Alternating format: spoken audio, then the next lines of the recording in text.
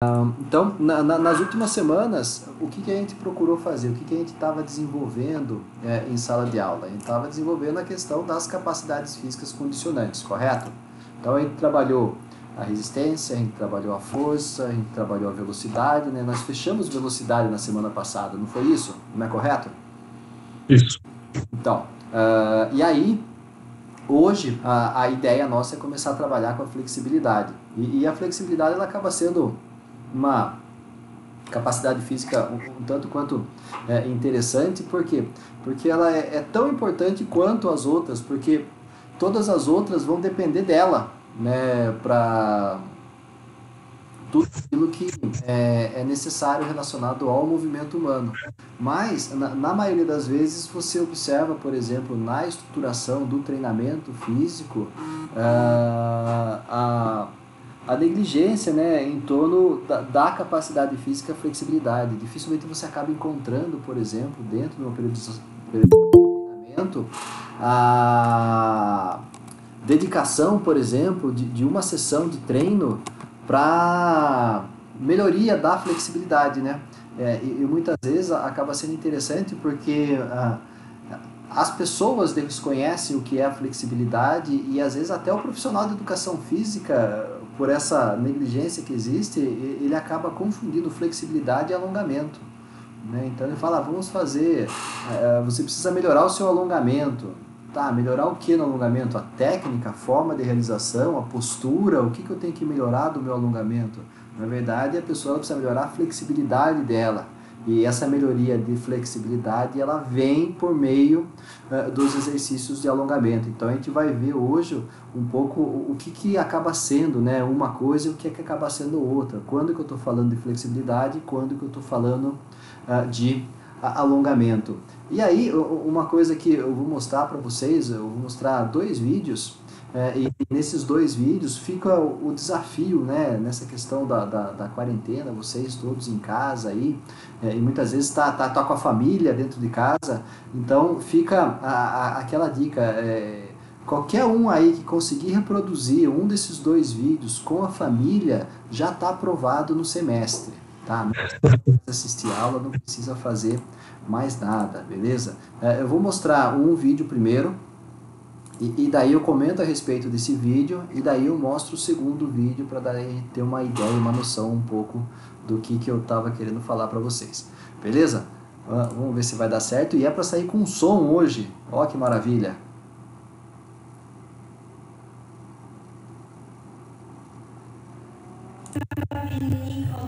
Ukraine up next. They qualified in 4th position. And they've got a little bit of an uphill struggle here because the combined exercise in qualifying was their weakest. They've seen some fabulous work go ahead of them.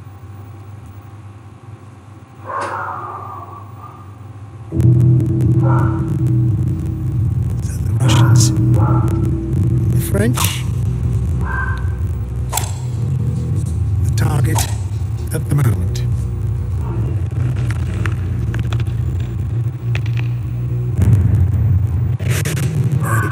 Drama at the start. All the gestures matching the music.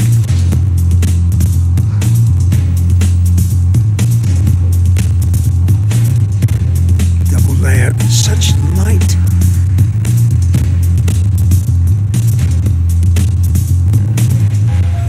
And execution really very, very accurate.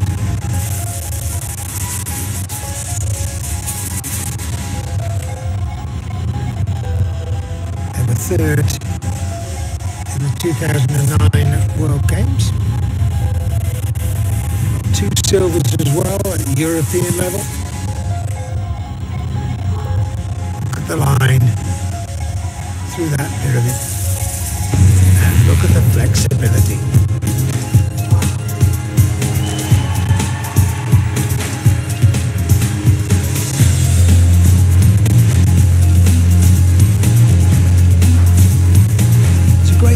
And a great rhythm for this exercise.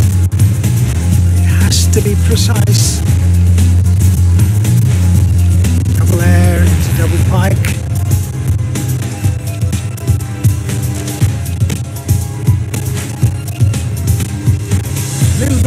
synchro there.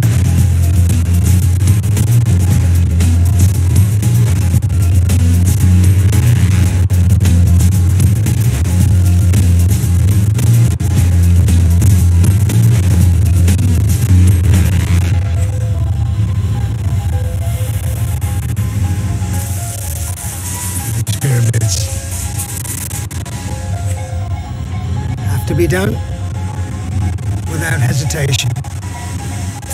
There's the planche on straight arms, very difficult to do. Good counterbalance.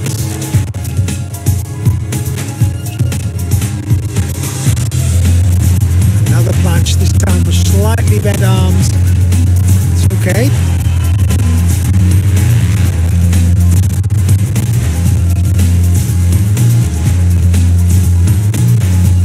Double pike, good exit position as well. Well, Ukraine certainly have lifted their level of performance. This is the weakest of their 3 qualifying routines, but they've really picked up the gauntlet here. The challenge for a medal.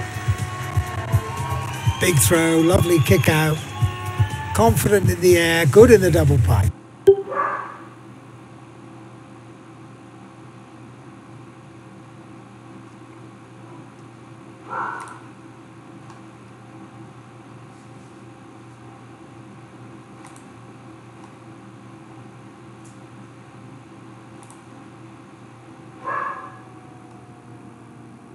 Vocês estão me ouvindo? Sim. Sim, vamos lá então. O vídeo que travou algumas vezes só durante a reprodução. É um saco, porque eu tenho que reproduzir ele pelo YouTube, então não sei o que acaba acontecendo, entender que ele vai bem, entender que ele não vai tão bem. Mas deu para ver bem. Ah, legal. Eu parei nessa imagem aí, porque eu queria saber de vocês um pouco, não só com relação à coreografia, mas o que me chamou a atenção principalmente nessa imagem. Vocês conseguiriam mais ou menos dizer para mim o que me chamou a atenção?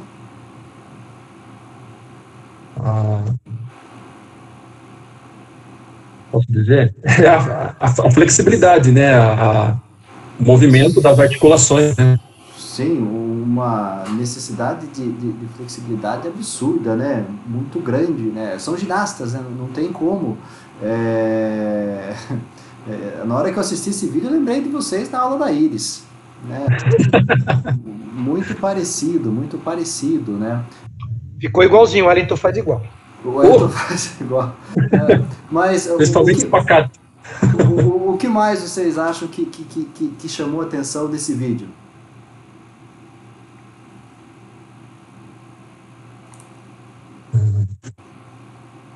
Tem que ter muita força para suportar tanto peso assim em cima. Tem que ter força, tem que ter resistência, né? Porque resistência. É uma coreografia que dura 3 minutos, né? Mas o que mais me chamou a atenção é que se viu o grau de dificuldade das manobras, né? Das acrobacias que elas realizaram. E assim, no final de tudo, elas estão em segundo, elas ficaram em segundo no evento, no torneio. Né? Caramba, e aí, sacanagem. No semestre passado, a gente estava conversando a esse respeito, eu mostrei esse vídeo em sala de aula, a gente falou a respeito da flexibilidade, da força, da resistência, né? Aquela postura absurda que a menina está em suspensão no espacate, a outra vai e apoia numa perna dela também e faz também uma abertura lateral de pernas e fica apoiada, parece que o joelho dela a qualquer momento vai... romper. Vai romper, vai arrebentar, né? Uma coisa assim impressionante. E eu falei para elas, pô, o pessoal está em segundo. O que será que o primeiro colocado fez de tão especial então, né? E aí a gente achou o primeiro colocado. Oh, boa! A gente foi, pesquisou, e daí a gente acabou encontrando o primeiro colocado e agora eu vou mostrar para vocês o primeiro colocado. Né? Esse foi a equipe da Ucrânia e o primeiro colocado foi a equipe da Rússia. E aí vocês vão poder dizer para mim se realmente a equipe da Rússia mereceu realmente ser a campeã do torneio, mereceu essa primeira colocação, beleza? Não desliga o som agora, hein, Nestor? Pô. The representative from Russia, Shaikhidinova Rovnova. Russia take to the floor, having qualified in first position, and what a pedigree they have. They've been European champions in balance and dynamic work, World Games champions. Oh, look at that, a huge triple. Tremendous confidence.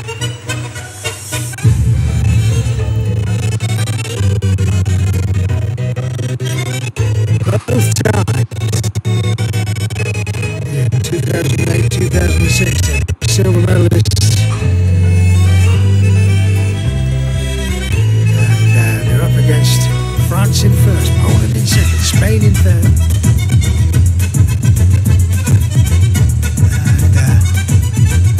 And the combined exercise was their weakest in qualifying, but look at that balance. Pull out the stops. Flexibility of the middle and the precision of the top and the strength and security of the base. That is superb.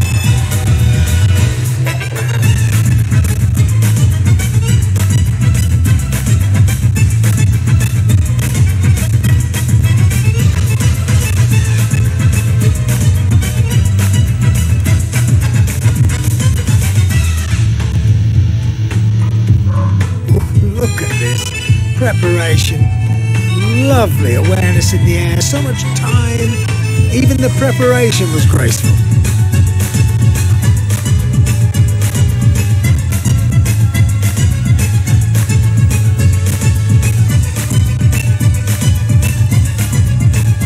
See how sure, how precisely she gets into that top balance position. No extra paces, no hesitation.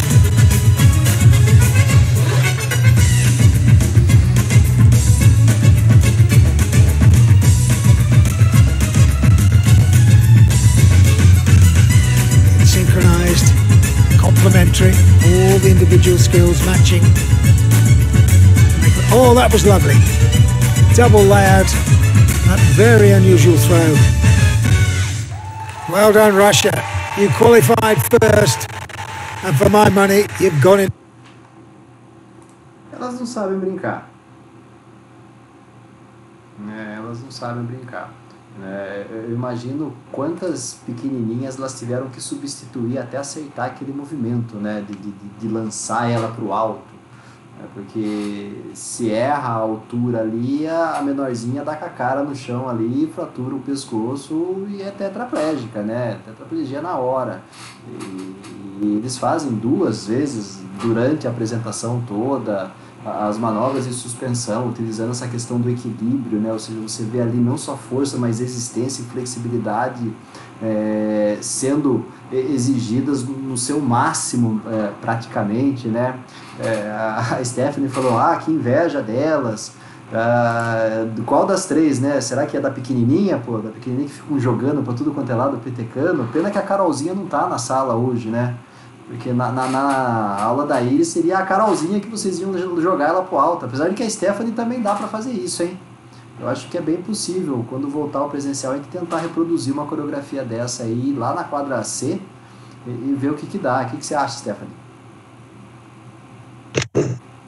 Quero, eu topo. Eu topo. Beleza. Então fica combinado isso, a gente tenta. E assim, nesse momento de quarentena com as famílias, se você quiser pegar seu pai, sua mãe, seu tio, sua tia, sua avó, qualquer um aí, tentar reproduzir qualquer coisa aí, não façam isso, tá? Pelo amor de Deus. Então, para a gente entrar na nossa questão do conteúdo praticamente, então, como já disse, a gente vai falar a respeito de flexibilidade. E o que a flexibilidade tem de interessante, o que acaba sendo importante da gente lembrar a respeito da flexibilidade. Quando nós falamos a respeito de velocidade, por exemplo, a gente falou que aquela velocidade que você não conseguiu desenvolver lá na infância, aquela capacidade de ser veloz, da realização de movimentos, quando você chega numa fase maior, mais velha, mais adulta, você tem uma dificuldade maior em tentar adquirir um resultado de velocidade se você não teve essa capacidade física desenvolvida lá na infância. A flexibilidade ela acaba sendo o inverso, na verdade, né?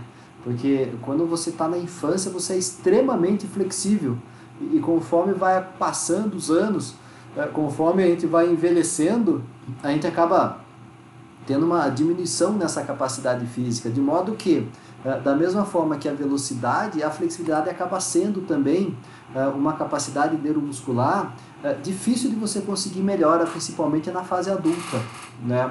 E a gente vai tentar daqui a pouco desvendar o porquê dessa capacidade física ser difícil de ser aprimorada, principalmente na fase adulta, né? Não há possibilidade hoje, mas se a gente estivesse em sala de aula ou a qualquer momento vocês podem tentar fazer isso, ficar em pé, com as pernas unidas, sem flexionar o joelho, tentar ver até onde você vai na flexão do tronco, né? Com os braços relaxados, se você chega até o joelho, se você vai até o tornozelo, se você chega no dedão do pé, ou se você põe a mão no chão. E a gente vai perceber que dentro da sala de aula vão ter indivíduos que vão conseguir realmente pôr as palmas das duas mãos no chão, uns que vão parar na planta do pé, uns que vão até a canela, uns que vão até o joelho, outros, se bobear, nem até o joelho chega, né? Eu trabalhei na Universidade de Sorocaba. Quando eu entrei na Universidade de Sorocaba, na Uniso, lá trabalhar, ela se deu essa entrada principalmente para desenvolvimento de projetos, e dentre os projetos que eu trabalhava, um deles era de ginástica laboral. E dentro dessa questão da ginástica laboral, eu avaliava a flexibilidade de todos os funcionários da universidade. Se eu fuçar nas minhas coisas aqui, eu encontro esses arquivos ainda, essas planilhas que eu tinha de flexibilidade. E essa avaliação de flexibilidade era feita por uma metodologia que é chamada de goniometria, né? Você vai ter diferentes formas de se avaliar a flexibilidade e lá a gente utilizava a goniometria. Por que a gente utilizava a goniometria? Porque a flexibilidade por si só, ela tem uma relação direta com a capacidade de realização de movimentos em amplitude, né? Então, a hora que você vê aquelas meninas fazendo aquele espacate, você vai ver que é muito bom, Raide, obrigado.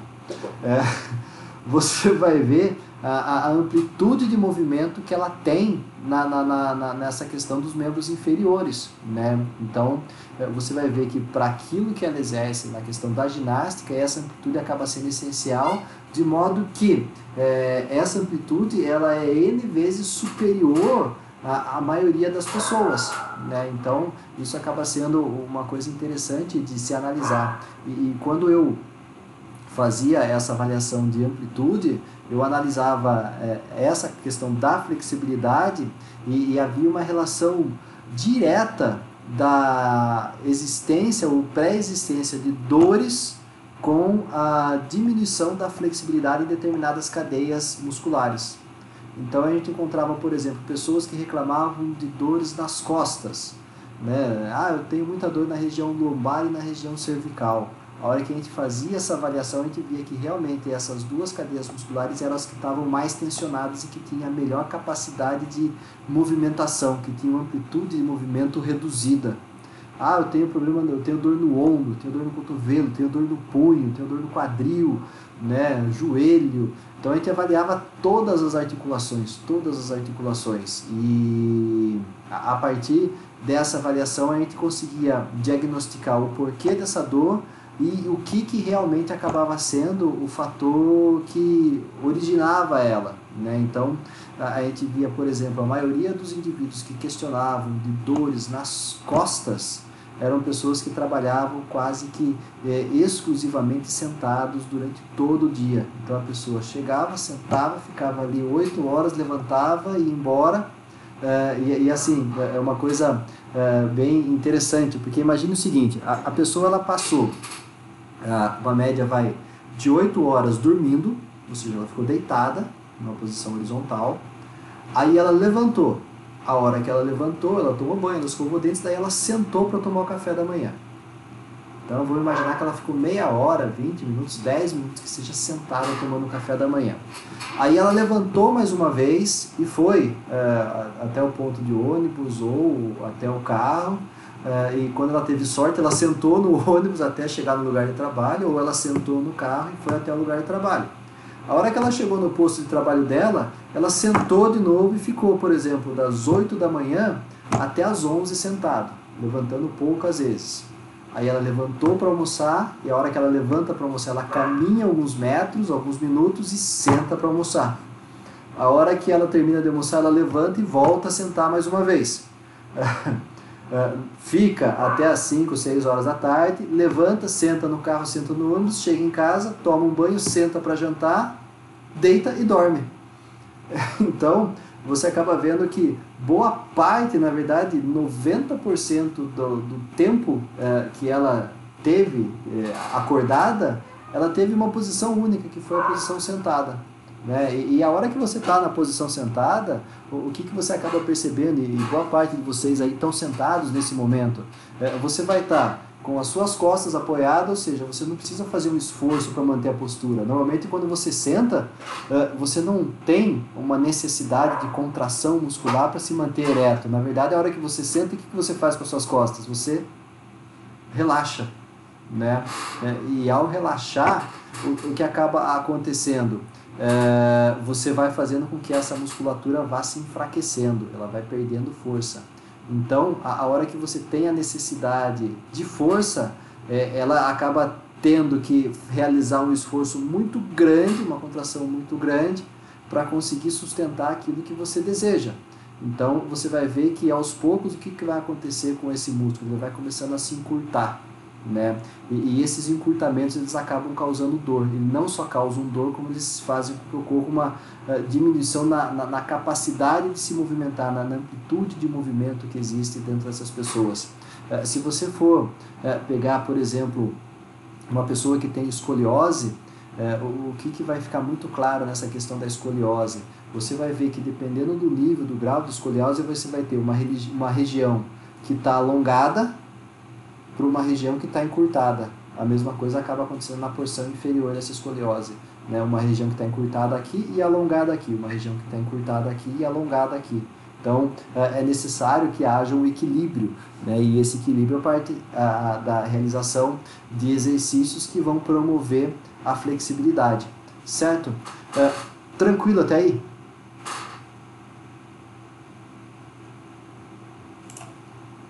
Tranquilo, de boa? Então, vamos dando sequência, então, ninguém vai perguntar nada. Então, o que a gente vai ter? Que quando a gente tem essa necessidade, por exemplo, de definir o que é a capacidade física, flexibilidade, né, essa capacidade neuromuscular que garante para o músculo, né, para as articulações, essa capacidade de movimento, ou seja, essa capacidade do músculo contrair e distender de uma maneira adequada, bem como da articulação também se movimentar de uma maneira adequada, a gente vai entender que essa flexibilidade acaba sendo bem isso, essa capacidade física do organismo que faz com que ocorra esse condicionamento no que diz respeito à capacidade de execução de movimentos dentro de determinadas amplitudes. Um exemplo bem claro disso, a gente pode verificar na realização do saque-viagem. Vocês já prestaram atenção no saque-viagem no voleibol, como que ele funciona?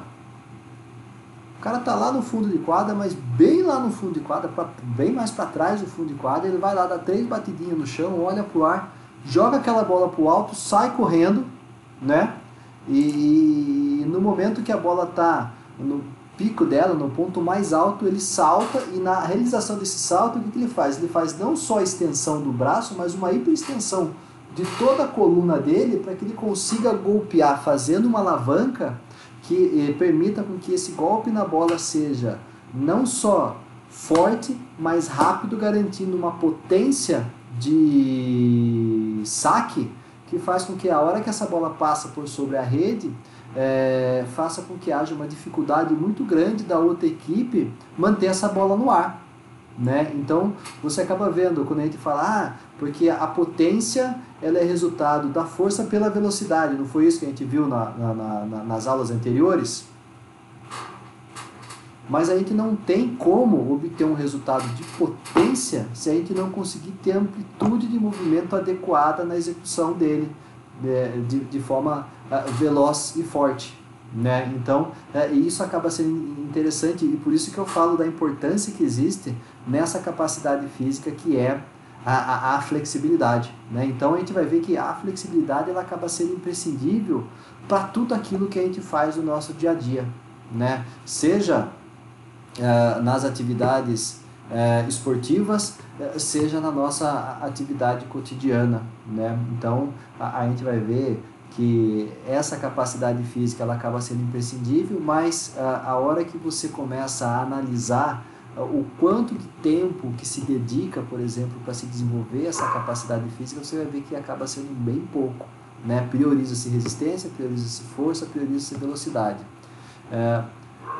Uma coisa que é importante a gente também falar e vocês terem o conhecimento, né?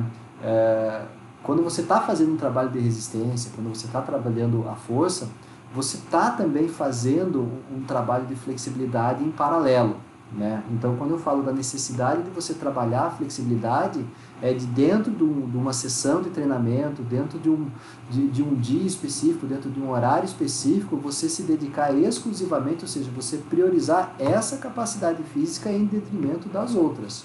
Então, é aí que você consegue fazer com que haja esse aperfeiçoamento e se consiga, por exemplo, obter os benefícios que ela acaba trazendo. Duas coisas também que acabam sendo interessantes de reparar. Preconiza-se, por exemplo, que as bailarinas, o pessoal da dança, eles são muito flexíveis, né? E por que eles acabam sendo muito flexíveis, o pessoal da dança, hein? Por que o pessoal da dança, Stephanie, é muito flexível?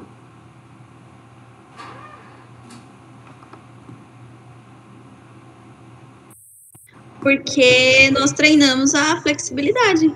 A gente tem um momento só para isso. Porque você pega as dançarinas, as bailarinas, as ginastas, elas têm na programação delas uma dedicação de tempo exclusiva para a flexibilidade, muitas vezes até exagerada, né? E assim, de maneira precoce, né? Então, desde o início eles já estão lá fazendo com que essa capacidade física seja aprimorada e haja a manutenção de índices elevadíssimos de amplitude articular, beleza? Agora, por outro lado, a gente vai ter a questão do fisiculturista, né?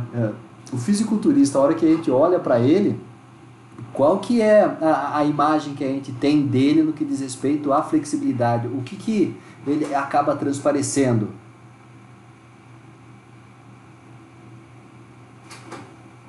Encurtado.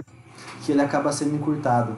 Mas, na verdade, o que a gente vai ver no fisiculturista quando a gente vai avaliar a flexibilidade dele? Eles são tão flexíveis quanto as bailarinas. Da mesma forma que uma bailarina faz o espacate, um fisiculturista também espaca. Isso acaba sendo interessante. Mas o que acaba, no fim, diferenciando eles nessa questão da flexibilidade? É que o fisiculturista, muitas vezes, pelo volume muscular que ele possui, ele vai ter uma dificuldade na execução de determinados movimentos em uma amplitude muito grande. Então, você imagina, por exemplo, o cara que faz lá a rosca bíceps lá com uma quantidade de peso muito grande, ele vai ter um bíceps também gigantesco, certo? Você vai analisar a amplitude de movimento da articulação do cotovelo dele, ele vai ter um movimento curto. Por quê? Porque o volume muscular dele não impede com que ele faça uma aproximação maior do antebraço junto ao braço, né? Então, o fisiculturista ele acaba sendo tão flexível quanto, ele só não consegue ter uma amplitude de movimento suficientemente considerada grande para o nível de flexibilidade que ele possui, né? Então você vai ver um fisiculturista, por exemplo, que consegue espacar, mas que ele não consegue pegar e tocar o ombro dele com a mão. Né? Seja em qualquer ângulo, o volume muscular dele não acaba permitindo isso, né? Ele não consegue coçar as costas. Por quê? Porque trapézio, bíceps, toda essa cadeia muscular que é grande, ela acaba dificultando com que ele consiga alcançar determinadas regiões do corpo. Beleza? Tranquilo? Então, é preciso que a gente entenda então, a diferença que vai existir, né, entre essas terminologias. Então, quando a gente fala, por exemplo, em encurtamentos, né, esses encurtamentos eles acabam sendo resultantes de ter tensões que promovem uma adaptação, e uma adaptação que muitas vezes ela acaba sendo prejudicial à pessoa, né? Então, quando a gente fala, por exemplo, do exemplo que aparece aí da questão da mulher com salto alto, e assim, são vários os casos que eu já presenciei, da mulher falar que ela não consegue andar descalça, porque a hora que ela vai pôr a planta do pé no chão, ela sente dor muito grande na região posterior da perna, né?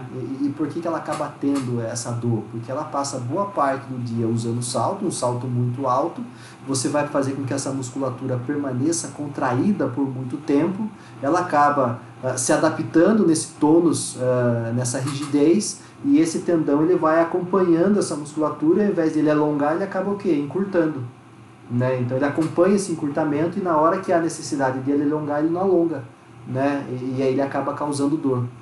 Um outro exemplo que acaba resultando também em encurtamentos, na verdade, e acaba trazendo problemas, são muitas vezes inflamações que acontecem em determinados tendões. Eu tive um caso que aconteceu comigo no pessoal da terceira idade, que foi bem assim, sabe aquele momento de final de aula que você fala para os alunos, último lance, hein, caiu a bola, acabou, jogando minonete, ou seja, o vôlei adaptado, ou seja, 3 tiozinho e de um lado, 3 tiozinho do outro, o mais novo tinha 68 anos de idade, né? Só para a gente ter uma ideia de como que estava sendo a atividade naquele dia. Então, jogava a bola um, jogava a bola para o outro lado, o outro segurava, jogava, passava 3 passos, jogava para o outro lado. A hora que eu falei, o último lance, a hora que a bola cair, acaba, o que acontece? Um tiozinho vai e joga a bola, o outro, na tentativa de evitar com que a aula acabasse, ele dá um salto, um saltito, curtinho, coisa assim, de centímetros. E a hora que ele bate o pé no chão, faz toque, arrebenta o tendão de Aquiles dele, arrebenta o tendão calcâneo. Aí você vai falar, como é que caramba, você vai lá na ficha dele, você começa a analisar, poxa, não tem nenhum problema muscular que foi relatado, medicamentos não tem nada a ver com isso, por que arrebentou esse tendão, né? Aí você vai conversar com a pessoa, mas e aí? Putz, não tem justificativa para isso arrebentar. Daí a pessoa fala, será que foi porque eu fiquei 30 dias imobilizado, porque esse tendão estava inflamado? Eu falei, tá aí, né? O que acontece? Na hora que o tendão ele inflama, ao passar essa inflamação, o que acaba acontecendo? Ele perde um pouco dessa capacidade de elasticidade que ele possui de maneira natural, ele fica mais rígido. E no caso desse tiozinho, esse tendão ele ficou mais rígido, na hora que a musculatura contraiu e precisou de uma elasticidade dele, ele não soube sustentar essa necessidade e ele acabou arrebentando.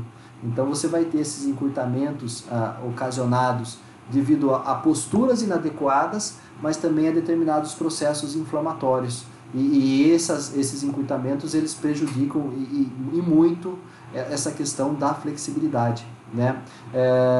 Uma última história, né? Vocês sabem que eu conto muita história. Eu estava na aula do doutorado e o professor estava reclamando de muita dor na costa, que ele ia fazer ressonância magnética da coluna para detectar o que ele tinha. E eu falei, na onde que é a sua dor? Ele falou, a minha dor é na região lombar. Eu falei, legal, por um acaso essa dor sua na região lombar é uma dor que parece uma agulha que vai atravessando pelo meio dos glúteos e vai parar atravessando a perna, parando lá no dedinho do pé? Ele falou, é exatamente essa. Eu falei, é o nervo esquiático. Ele, tá, e aí? Eu falei, você vai ter hérnia de disco na lombar, né? L3, L4, né? Você vai ter hérnia de disco aí, elas que estão pressionando esse nervo aí, né? Aí ele deu risada e falou, eu vou fazer a ressonância e você já sabe. Desculpa aí, né? Tudo bem. Vai lá e faz a ressonância, depois você me fala o que deu. Na semana seguinte ele estava maravilhado comigo. Como é que eu, conseguir diagnosticar o que ele sentia, o que estava acontecendo com ele, sem ter feito exame de ressonância. Eu falei, porque é quase que via de regra isso, né? É quase que um padrão. Tem uma dor que sai da coluna, vai pelo meio do glúteo, passa a perna inteira e formiga lá no dedinho, é isquiático. O isquiático está inflamado, por quê? Porque ele está sendo pinçado. Está sendo pinçado por quê? Por alguma hérnia, né? Ele falou, realmente, eu tenho 3 hérnias na coluna. Ele falou, e agora, o que eu faço? Eu falei, então, o que está acontecendo? Você, eu não falei que ele era sedentário, né? Porque eu acho que ele ia ficar meio chateado comigo se eu falasse que ele era sedentário. Falei, você não é tão fisicamente ativo assim, né? Seu nível de atividade física não é tão alto, é baixo, e com certeza você está tendo um achatamento das vértebras, e por você não ter uma flexibilidade muito boa, você está fazendo com que essas hérnias pincem esse nervo. Então você precisa fazer com que essa pressão que está acontecendo seja diminuída. Então é preciso que você faça alguns exercícios de alongamento. E passei uma sequência de alongamento, e aí ficou uma situação estranha. O Massari me zoa até hoje por causa disso, porque esse professor fala que ele acorda todo dia de manhã e lembra de mim, né? Porque ele acorda de manhã e faz os alongamentos que eu indiquei para ele. Ele falou, nossa, eu acordo todos os dias de manhã lembrando de você. Eu falei, meu Deus do céu, e o Massari me zoa, né? Então, o que acaba acontecendo? Com esses exercícios de alongamento, ele consegue fazer com que haja uma atenuação de um problema que estava existindo. Por que ele acaba fazendo uma atenuação? Porque o alongamento, por si só, ele é um trabalho submáximo. Ele vai diminuir um pouco essa questão de viscosidade muscular, ele vai fazer com que as cadeias tenham uma fluência maior, ou seja, ele vai fazer com que haja um relaxamento nessa cadeia muscular pela diminuição da viscosidade dele, e com isso ele faz com que haja um alívio dessa pressão que ele estava sentindo. Mas de efeito na flexibilidade ele acaba sendo pouco. Por que eu falo que ele acaba sendo pouco? Porque para você conseguir ter um efeito considerável na flexibilidade, é preciso que você faça um trabalho mais máximo, você faça um trabalho mais específico, um trabalho que vai fazer com que ocorra o desenvolvimento da capacidade física em si, né? Para que você consiga alterar o arco articular, que você consiga fazer com que ele ganhe uma amplitude maior de movimento a partir do momento em que você faz um trabalho de flexionamento. E a gente vai ver um pouquinho mais lá para frente essa diferença que vai existir entre exercícios de alongamento e exercícios de flexionamento, né? Então a ideia acaba sendo essa. Toda vez que eu preciso melhorar a minha flexibilidade, os exercícios de alongamento eles vão ser importantes, mas o efeito deles acaba sendo um tanto quanto pequeno, mas tem outras técnicas, outras metodologias em que você trabalha de maneira conjunta, e ao trabalhar de maneira conjunta você faz um trabalho máximo, ou seja, você trabalha um flexionamento articular, e com isso você tem um ganho de amplitude, né? E assim, você vai ter, do mesma coisa que surge, por exemplo, aquele indivíduo que a gente pode falar, é o cara que está travado, você vai ter aquelas pessoas também que são hiperflexíveis, né? Um exemplo bem claro de indivíduo hiperflexível é o contorcionista. Eu tive uma aluna uma vez que ela era hiperflexível e, nossa, era uma coisa que dava um mal-estar até, porque ela ia levantando o braço, levantando o braço, daqui a pouco aquele braço vinha aqui e ele estava reto aqui desse lado, né? Eu falava, filha do céu, pare com isso, vai sair do lugar, vai que você é um Lego e não é uma pessoa, vai cair esse braço aí.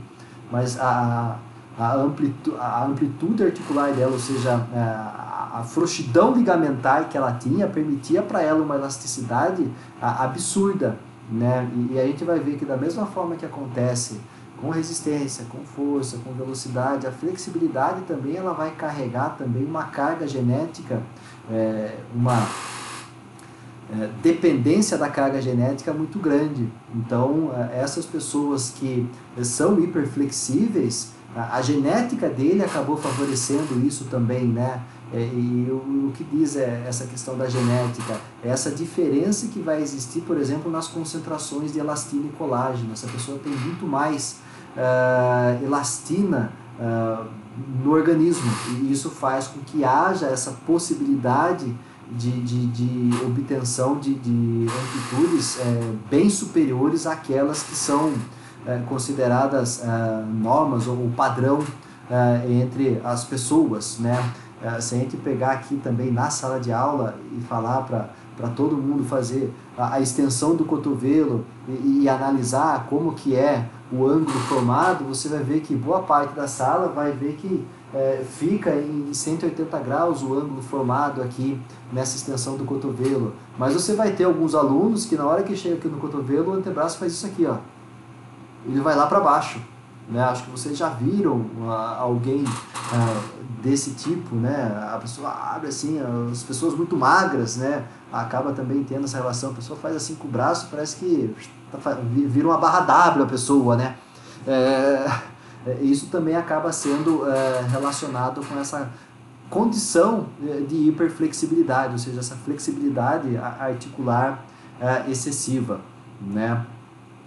Tranquilo até aí? Alguma dúvida? Alguém quer perguntar alguma coisa? Alguém tem algum caso a relatar? Alguém aí é hiperflexível? Alguém, por exemplo, toda a escola tinha aquele carinha que pegava o dedo assim e grudava o dedo aqui no punho, né? O vizinho de casa foi fazer isso com a irmã dele e quebrou o dedo da menina, coitada. Ela não tinha o que ele imaginava de excesso de flexibilidade, então isso acabou ocasionando um acidente. Isso foi, assim, tanto quanto traumático, né? Então, para a gente ir dando sequência, a gente vai perceber que é importante a gente ter conhecimento a respeito dessas terminologias, acerca dessas terminologias, porque acaba existindo muita confusão, né? Então, às vezes a pessoa ela tem hiperflexibilidade e ela fala que ela é muito boa de alongamento, né? Então, é preciso que nós da educação física tenhamos essa noção, essa diferença que vai existir entre flexibilidade, alongamento, flexionamento, a importância do tônus muscular, mas esse tônus muscular muitas vezes ele acaba fazendo com que haja um prejuízo nessas amplitudes que provavelmente possam ser alcançáveis ou desejam ser alcançadas pelas pessoas, beleza? Então, o que a gente vai observar com relação à flexibilidade? A gente viu que para eu ser resistente eu preciso ser flexível, para eu ser forte eu preciso ser flexível, para eu ter velocidade eu preciso ser flexível, né?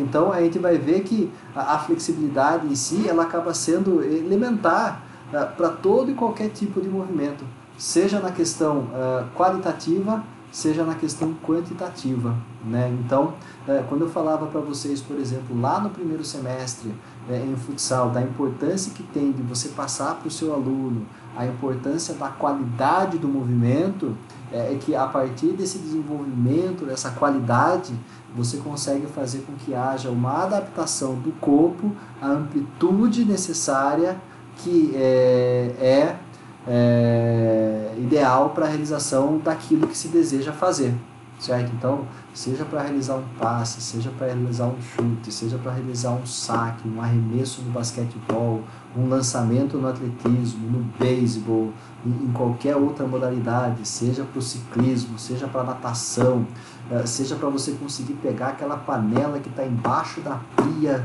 do lado da panela de pressão, ou seja, só para você ter uma ideia o quão fundo está no armário essa maldita panela, você vai perceber que é preciso você ter muita flexibilidade, né? Você vai ver que boa parte dos autores, eles acabam relacionando a flexibilidade com o atleta, né?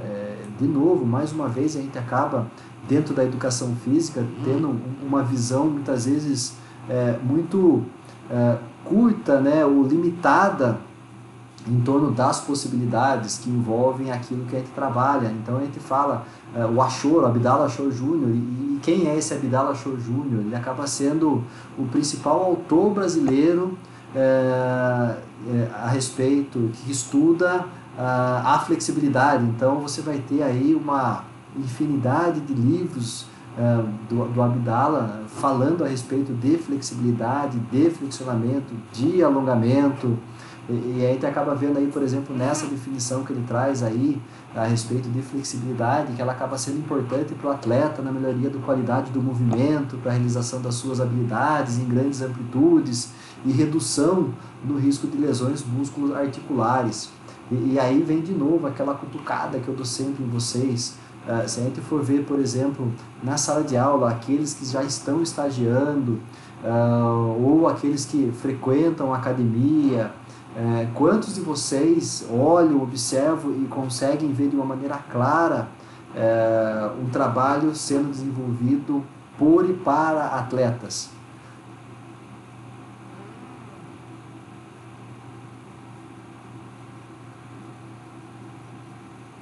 Alguém tem uma noção, uma ideia? Se a gente pegar, por exemplo, os frequentadores de uma academia, quantos por cento dos frequentadores daquela academia são realmente atletas? E quantos não são? Vai ser maioria ou vai ser minoria?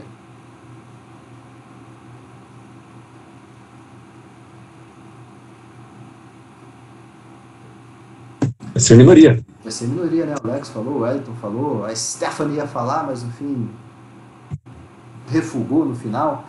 Mas realmente acaba sendo minoria.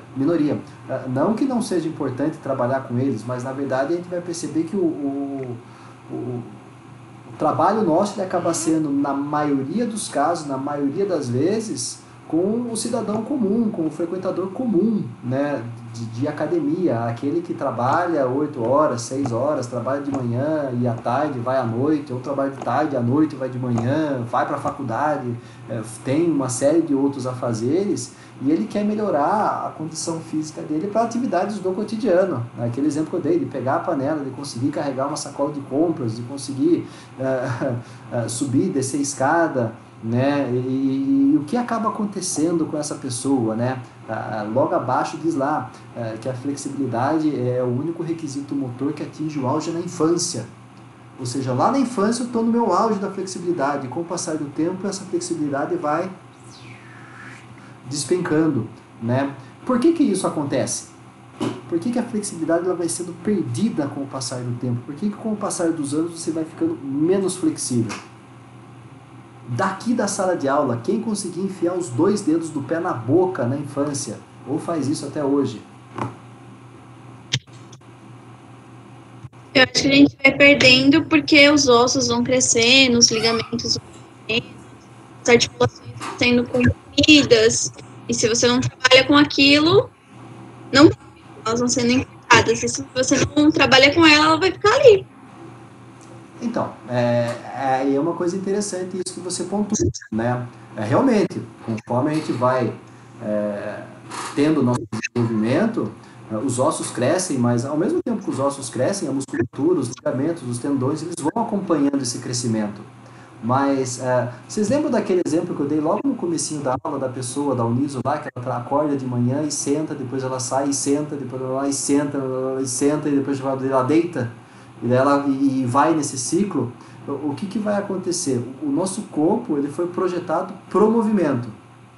Só que ao mesmo tempo que o nosso corpo foi projetado para o movimento, exatamente, ele acaba se especializando e se adaptando muito rápido a muitas coisas, né? Você pega, por exemplo, esse momento que nós estamos vivendo, né? A gente tem o início de aula presencial marcado para 7 horas. Eu tenho certeza absoluta que muitos, para conseguir chegar às 7 horas na faculdade, muitas vezes estavam saindo de casa às 5:30 da tarde. Né? Porque tem que pegar ônibus, tem que ir para um lugar, tal, às vezes é ônibus da prefeitura, isso, aquilo, tal. Chegava na faculdade 6:30, 1 hora de percurso. E aí conseguia entrar na aula. Outros não tinha como, porque trabalhavam até às 6, aí saía correndo 6 horas e não sei o que, chegava na faculdade, na aula lá 7:10, 7:15 mais ou menos, né? Dependendo do professor não tinha problema, dependendo do professor, já fiz chamada, né? Não pode entrar. Então, vocês tentavam se adaptar a essa rotina aí de estresse e de necessidade de chegar rápido nos lugares. Agora, quando você tem essa questão da pandemia, que eu falo para vocês, a aula vai começar às 7:30, beleza? A gente vai ter 1 hora de aula aí, a gente acaba tendo até um pouco menos tempo, 1 hora, às vezes 1h30, mas a gente vai começar às 7:30, por quê? Porque a gente dá esse tempo das 7 horas até às 7:30 para você conseguir ligar o seu computador, ver o celular, colocar ele para carregar. Então eu coloco ele às 7 horas, dá tempo de dar carga até umas 7h30 para conseguir acompanhar a aula bonitinho e tal. E aí 7h30 a gente começa a aula, beleza? Você percebeu que você não sente falta daquela correria, né? E aos poucos o seu corpo ele vai se acostumando de tal maneira que a hora que voltar aquela correria de novo, você vai ver o cansaço que você vai sentir. Por quê? Porque você diminuiu o nível de atividade dele. Então a nossa flexibilidade ela acaba sofrendo o mesmo efeito. Conforme a gente vai passando com o decorrer da vida, com o passar dos anos, com o aumento da nossa idade, o que vai acontecer? A gente vai fazendo com que haja uma adaptação do organismo a menos movimentos diários. A partir do momento que vocês entram, por exemplo, no ensino básico, vamos lá, tirando o ensino infantil, mas entrando no Fundamental 1, ou seja, no Fundamental 1, lá com quantos anos Fundamental 1? 6 anos. Beleza? Dos 6 anos até, por exemplo, vamos lá, colocar lá os 18 anos, que é a hora que você entra na faculdade, se você não parou em nenhum momento, né, não teve nenhum hiato aí entre um ano e outro, aí você passa mais 4 anos dentro da faculdade, 18, 19, 20, 21, 22. Dos 6 aos 22, a gente vai ter aí quantos anos?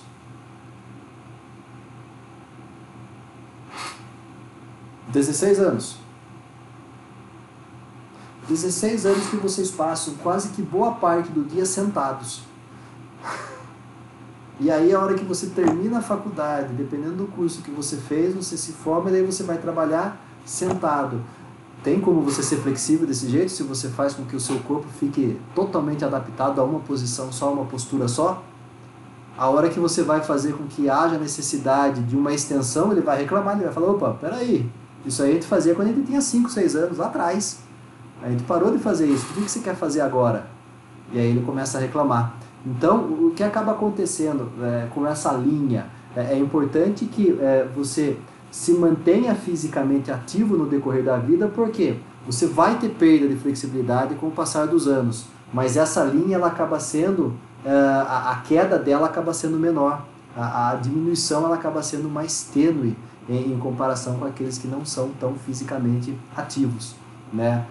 Por que eu digo isso? Porque quando você tem, por exemplo, um desenvolvimento inadequado da flexibilidade ou nenhuma flexibilidade, você vai perceber que há uma dificuldade na realização de determinados movimentos de maneira qualitativa. Você tem dificuldade em determinadas situações em que há necessidade de uma amplitude de movimento, né? Você vai ter dificuldade a hora que há necessidade, por exemplo, da predominância de outras capacidades físicas, de você desenvolver alguma ação que envolva força, que envolva velocidade, que envolva resistência. Então, com a diminuição da flexibilidade, todas as outras capacidades elas acabam sofrendo também com isso. E por consequência, você vai ter o quê? Uma incidência maior de lesões, né? Então, isso acaba sendo também muito relacionado com essa questão da flexibilidade, né? Não só a questão das lesões, mas também essa dificuldade de aprendizado e aperfeiçoamento de movimentos. Vocês lembram a definição que nós demos para a técnica? Né? Travou lá, voltou. A questão da técnica, para que serve a técnica? Qual que é o objetivo da técnica mesmo? Vocês me lembram, por favor?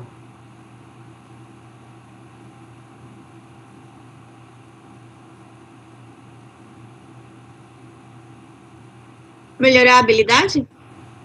Então, a técnica está associada com a habilidade. E o que a habilidade nos traz de benefício?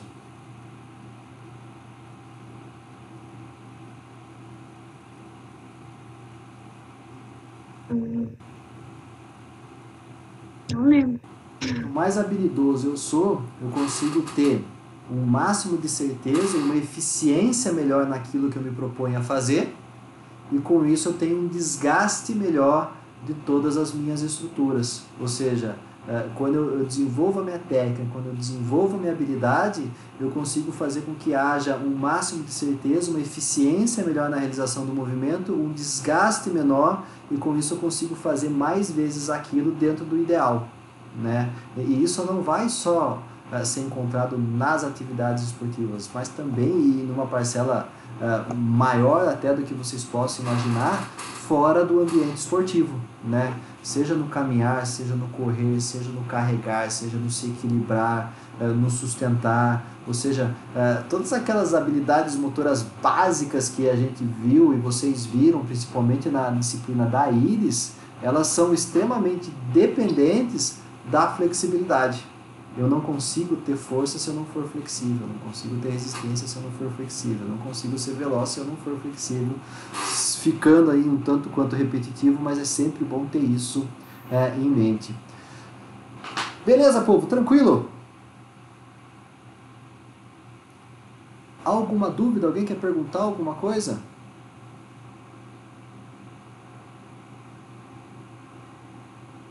Professor, porque quando é indicado, acho que o senhor falou sobre isso na aula de velocidade, eu acho, se eu não me engano. Antes de alongar, é bom a pessoa estar pré-aquecida para começar o alongamento. Ah, sim. Então, a gente vai ver um pouquinho mais para frente, não hoje, essa diferença que vai existir entre um alongamento dinâmico e um alongamento estático, né? Então, a gente vai ver, por exemplo, e a gente pode até trazer alguns estudos para vocês, que, por exemplo,